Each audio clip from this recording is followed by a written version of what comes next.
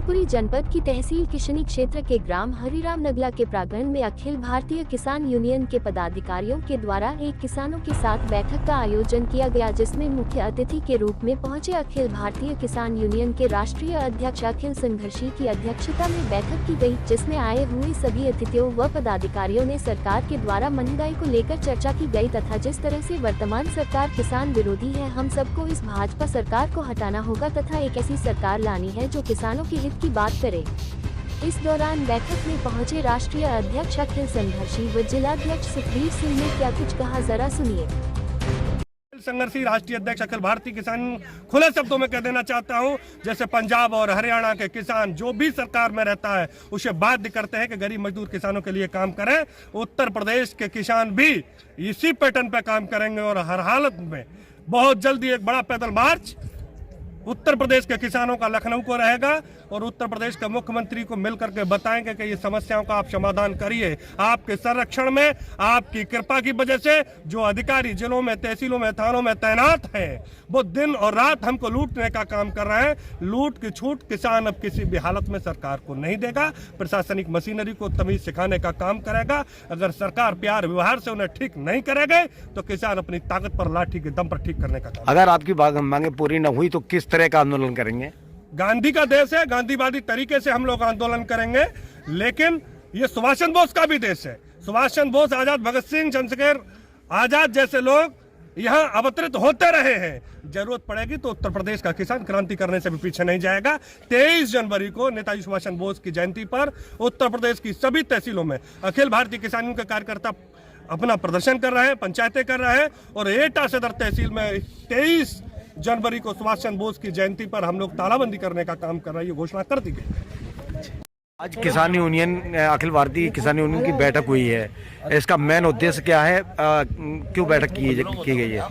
महत्वपूर्ण बात यह है कि आज यहाँ संगठन का विस्तार किया जा रहा है। संगठन में जिम्मेदार लोगों को जिम्मेदारियां दी जा रही हैं, साथ ही भ्रष्टाचार, अत्याचार, अन्याय के खिलाफ किसानों को एकजुट किया जा रहा है, लोगों को जागरूक किया जा रहा है, उनके अधिकारों के प्रति सजग किया जा रहा है। और आने वाले समय में सरकारें जो अत्याचार कर रही हैं, प्रशासनिक मशीनरी सरकार के इशारे पर, सरकार के संरक्षण में जो गांव में किसान मजदूरों की लूट कर रही है, उस पर अंकुश कैसे लगाया जाए, इसकी व्यापक रणनीति बनने जा रही है। और 2 फरवरी को फिरोजाबाद जिले में उसको लेकर के महापंचायत है और 2 मार्च को मैनपुरी में एक बड़ी महापंचायत होगी। जो महापंचायत योगी आदित्यनाथ जो मुख्यमंत्री है उत्तर प्रदेश के कान और आंख खोलने का काम करेगी। निश्चित रूप से जब तक समस्याओं का 100% समाधान नहीं हो जाएगा, उत्तर प्रदेश का किसान पूरी ताकत के साथ इस आंदोलन को चलाएगा और मैनपुरी की प्रत्येक बड़ी पंचायत में, प्रत्येक बड़े कार्यक्रम में बड़ी सहभागिता रहेगी। ये सब तैयारियां चल रही हैं। जिस तरह से किसान को जो है ना अन्नदाता का जो खिताब दिया जाता है कि अन्नदाता है, लेकिन उसके ही अन्न का मूल्य नहीं मिल पाता है। सरकारें जो है ना कहती कुछ और हैं और करती कुछ और हैं। इसके लिए आपका ये यूनियन क्या करेगा? दरअसल में हम लोग एमएसपी गारंटी कानून के लिए निरंतर लड़ रहे हैं, सारे देश के किसान संगठन लड़ रहे हैं, लेकिन सरकारों की मंशा नहीं है। खेती किसानी को जानबूझ करके लोगों ने घाटे की सौदा बना के रखा है। जो धरती माँ हमें 1 दाने के 100 दाने देती है, उसमें भला घाटा कैसे?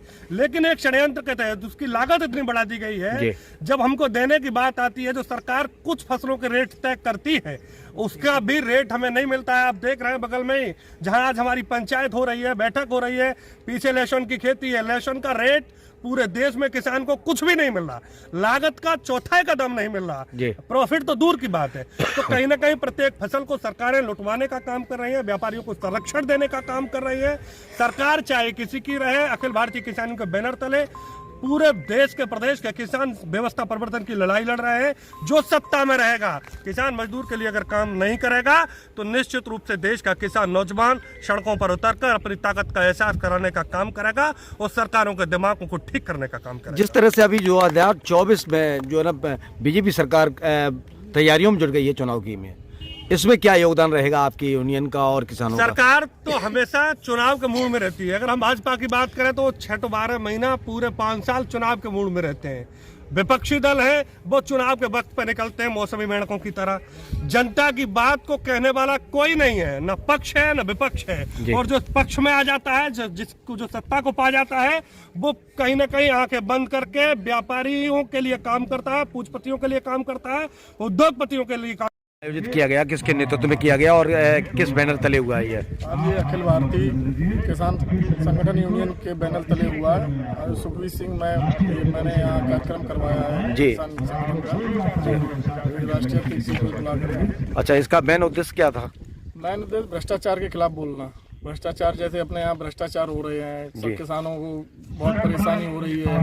यहाँ अब आवारा पशु बहुत परेशान कर रहे हैं, समय पे खाद नहीं मिल रही है, बीज नहीं मिल रही है, किसानों को परेशानी हो रही है। उसी के पर्पज पे यहाँ आयोजित किया गया।